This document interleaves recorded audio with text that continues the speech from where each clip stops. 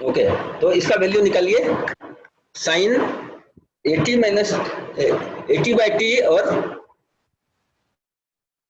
Del T, है ना, x T equal to, ये आपका सिग्नल है, तो क्या इसका वैल्यू होगा, है ना। तो ये क्वेश्चन मेरा कन्वर्ट क्या हो जाता है, इसका वैल्यू हमको निकालना है लिमिटिंग कंडीशन पे t इक्वल टू 0 पर, है ना।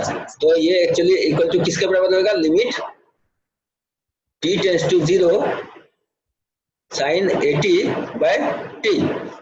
तो यहाँ पे a नहीं है, तो मैं a मल्टीप्लाई कर दूं, a यहाँ पे मल्टीप्लाई कर दूं अगर, तो ये साइन 80/80 हो गया, और 80 को मैं अगर दूसरा y मान लूं, 80 को पुट कर दूं y, तो ये क्या चीज हो जाएगा मेरा, equal to limit y tends to 0, क्योंकि 80 0 कर t 0 था तो 80 भी 0 पे होगा, तो y tends to 0 a times sine y by y, this is equal to 8 into 1, so equal to a। Okay, तो क्या इसका वैल्यू हुआ a। क्लियर है? साउंड में कोई प्रॉब्लम आ रहा है? नहीं, तो साउंड इसको मैं हेड लगाया नहीं हूं, आप यस नो कह सकते हैं। विजिबल है?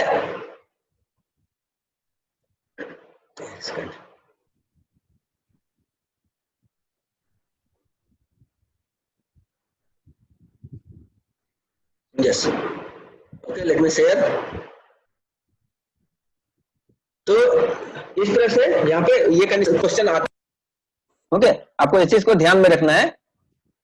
इस तरह से ये शिफ्टेड वैल्यू भी हो सकता है। ओके, तो शिफ्टेड कंडीशन में भी आपको यहाँ पे निकालना पड़ेगा उसी टाइप का, जैसे कि मैं एक शिफ्टेड वैल्यू वाला भी दे रहा हूं। जैसे कि क्वेश्चन क्या हो सकता है मेरा कि क्वेश्चन ये हो सकता है कि sine a t minus b divided by t minus b, okay, del t minus b equal to what. बना सकते हैं इसको, जस्ट सॉल्व दिस। तो फिर हम क्योंकि ये मेरा डिफाइंड कहाँ है, टी इक्वल टू बी पर ये डिफाइंड है, तो इसको हम लिमिट लेंगे, limit t tends to B.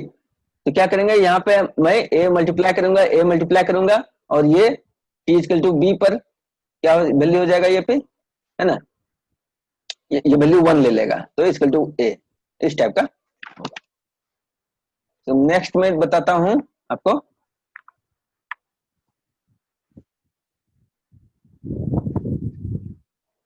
इस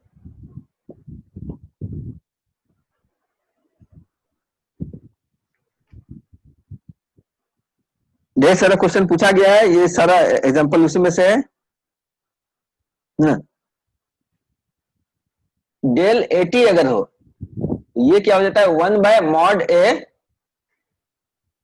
del t, okay, 1 by mod a del t. तो कहने का मतलब हुआ, इसको एग्जांपल से समझते हैं, डेल ऑफ -2t अगर हो, है ना, तो क्या हो जाएगा 1/2, है ना, डेल टी। ओके, इस तरह से अगर डेल 2t भी हो मेरा, डेल ऑफ 2t, ये क्या हो जाएगा, ये भी होगा मेरा 1/2 डेल ऑफ टी, दोनों सेम हो जाएगा। और आप देख सकते हैं कि ये इवन फंक्शन है, डेल टी क्या चीज है मेरा, इवन फंक्शन है, del of -t equal to del of t. क्यों, यहां से हो रहा है, यहां से भी प्रूफ हो रहा है, आरएचएस में दोनों सेम है और एलएचएस में क्या है, माइनस है यहाँ पे लगा हुआ। Okay, so del T is a even. सो जब स्केल करते हैं तो यहाँ मॉड ए हो जाता है, माइनस हो या प्लस हो, यहाँ पे उसका प्लस वैल्यू ही रखना है, 1 बाय ए और डेल टी। बताइए,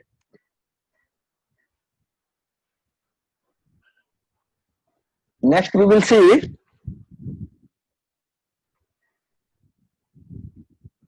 कि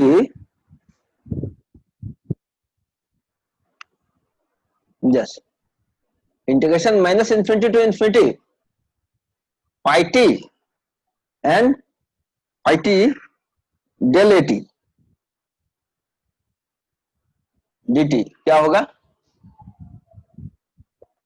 तो ये इक्वल है 1 by mod a del t के बराबर है, तो डेल टी है और इसका वैल्यू काम निकालेंगे तब 0 पर, तो ये हो जाएगा phi 0 divided by mod a, clear है?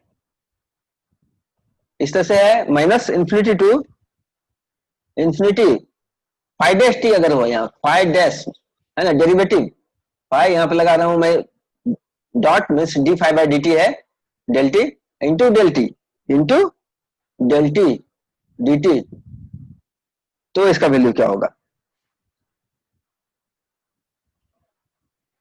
तो ये भी वही हो जाएगा माइनस फाइव डैश टी, मतलब फाइव का डेरिवेटिव कहां पे, जीरो पे कैलकुलेट किया जाए तो ये आंसर होगा।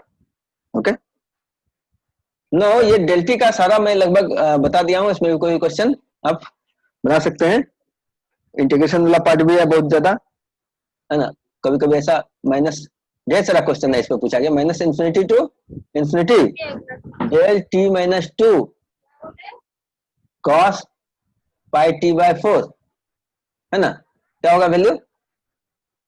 तो ये क्योंकि इंटीग्रेशन है ना, तो इंटीग्रेशन में ये वैल्यू मैं लूंगा यहाँ पे टू पर, टी इक्वल टू टू पर, तो cos pi two by four क्या हो जाएगा, pi by two, and this is equal to zero. Okay,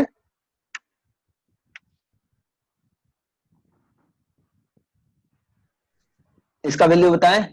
next question, j omega plus two divided by omega square plus nine del omega, क्या value होगा? अगर यहाँ integration नहीं है तब ये डेल ओमेगा साथ में रहेगा, है ना, तो ये किस पे डिफाइंड है, ओमेगा इक्वल टू जीरो पर, इसका वैल्यू वन होता है, तो ओमेगा इक्वल जीरो पर इसका वैल्यू क्या हो जाएगा, zero plus two by zero plus nine into del omega. Okay, two by nine del omega, मतलब जब अगर इंटीग्रेशन नहीं हो तो ये वाला पार्ट रहेगा और ओमेगा जीरो पर इधर फंक्शन का वैल्यू कैलकुलेट कर लेना है। अब हम देखेंगे दूसरा चीज, पीरियोडिक और अपीरियोडिक या इवन ऑड हो गया। Next we will C,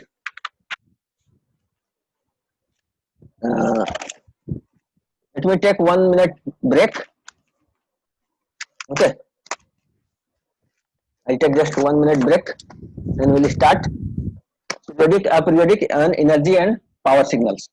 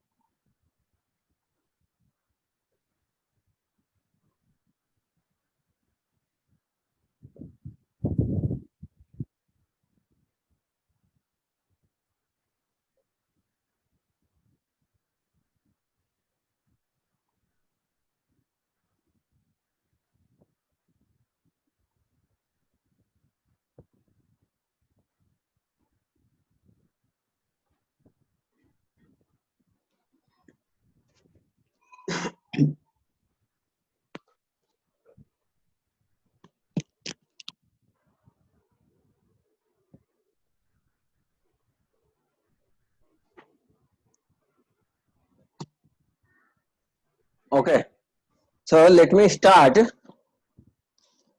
another part.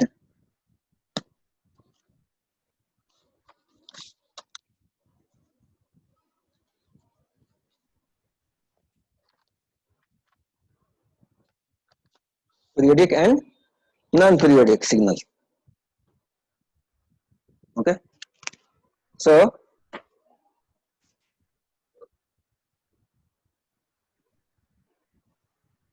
starting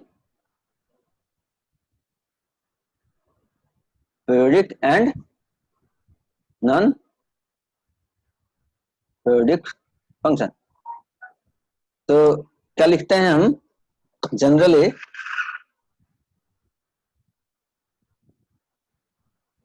in general xt plus t is equal to xt is called periodic signal with period t. Example में अगर ये रिपीट कर रहा हो t के ड्यूरेशन पे, okay, so this to this duration is t, repeating all the side, so this is periodic signal dot dot dot dot, okay.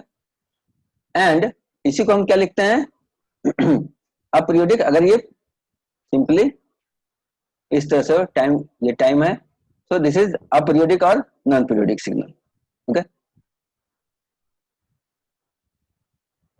अगर सिनोसाइड हो, जैसे कि एग्जांपल हो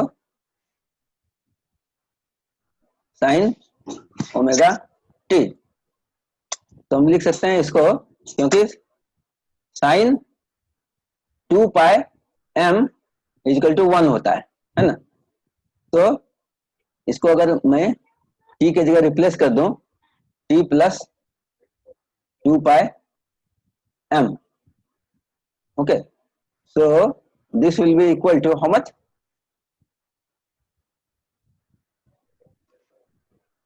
so sin 2 pi t plus omega t is equal to sin t, okay, this will be again sin omega t. So we can see 2 pi is the fundamental period of sin omega t, okay. Then 4 pi is also period, 6 pi is also period, but fundamental period is 2 pi, okay. So in general, if we write sinusoidal signal like this, xt is equal to a cos omega t plus phi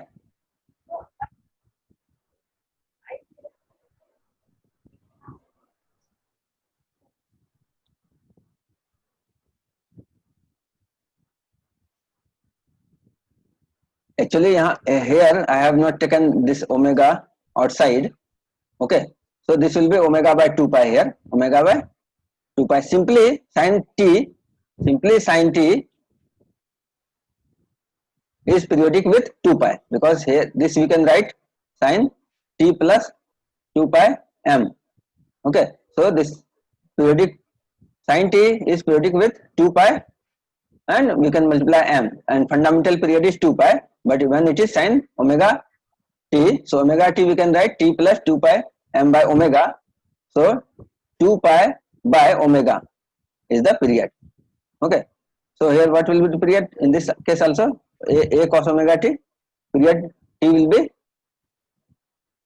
2 pi by omega, okay. Now you can take some examples, we are taking so many examples. xt is equal to sin 6 pi t, okay. So here omega is equal to how much, 6 pi, so time will be equal to 2 pi divided by t will, okay, 6 pi, so period is equal to how much, 1 by 3, okay. Now if it is mixture of two sinusoids, then what will happen, suppose xt is equal to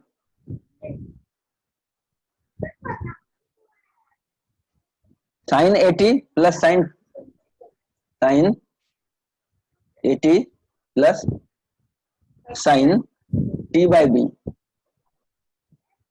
okay. Then we calculate separately, okay. तो separate इसका time period t कितना होगा, 2 pi by a, suppose this is t1, और इसका time period कितना होगा, t1 is equal to 2 pi divided by 1 by b, okay, क्योंकि यहाँ t का कोएफिशिएंट क्या है 1 बाय b, सो ये हो गया 2 पाई b, ओके. तो t1 और t2 दोनों अलग अलग है, दोनों का क्या करना है, हमको एलसीएम निकालना है इस केस में, ओके. इस केस में अगर दो अलग अलग टाइम पीरियड हो साइनसॉइड का, तो यहाँ पे टाइम पीरियड क्या हो जाएगा, combined time period t is equal to उसको नहीं रहेगा LCM of t1 and t2, तो यहाँ पे क्या हो जाएगा, LCM of 2 pi by a and 2 pi b, okay.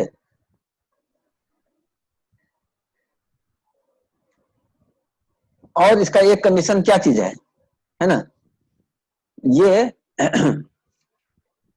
Periodic तब होगा जब t1 बाय t2 क्या चीज हो, मेरा rational number m by n हो, है, तो वो भी हमको चेक करना बहुत जरूरी है। यहाँ पे T1 T2 दोनों पीरियडिक होना ही सिर्फ कंडीशन नहीं है, T1 बाय T2 हम कैलकुलेट करेंगे। T1 बाय T2 अगर मेरा m बाय n हो जाती है, यहाँ T1 बाय T2 कितना हो रहा है मेरा 2 pi by a and 2 pi b, so 2 pi cancel, this is 1 by ab, okay, so 1 by ab must be equal to m by n। इसमें क्या हो रहा है 1 by ab must be equal to m by n, है ना।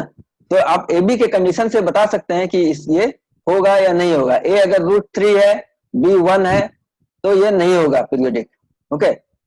a पाई है और b का वैल्यू इंटीजर है, तब पर भी नहीं होगा। a और b दोनों का दोनों इंटीजर है तो पीरियोडिक होगा। a b में से कोई भी एक नॉन पीरियोडिक हो जाए, जैसे कि नॉन पीरियोडिक होने, नॉन रेशनल होने के लिए a या b में से कोई भी एक पाई हो जाए, √3 हो जाए, तो ये कभी भी, है ना, a या b में से कोई भी एक पाई हो जाए, √3 हो जाए, √2 हो जाए, ये रेशनल नंबर हो जाए, तो ये पीरियोडिक नहीं होगा, ओके। नो,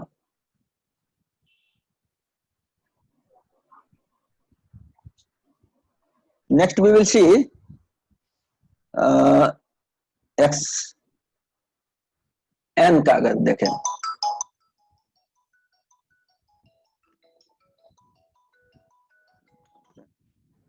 हेलो हेलो, हाँ क्लास ले रहे हैं अभी, बाद में।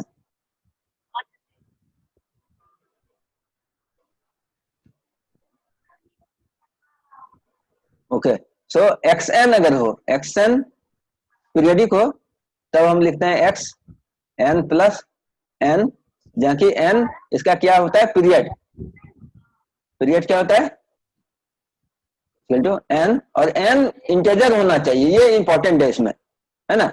डिस्क्रीट सिग्नल के केस में एन जो उसका पीरियड होगा हमेशा इंटीजर होगा। अगर ये कंटिन्यूअस सिग्नल है तो उसका पीरियड टी कुछ भी हो सकता है, इंटीजर, नॉन इंटीजर, ओके।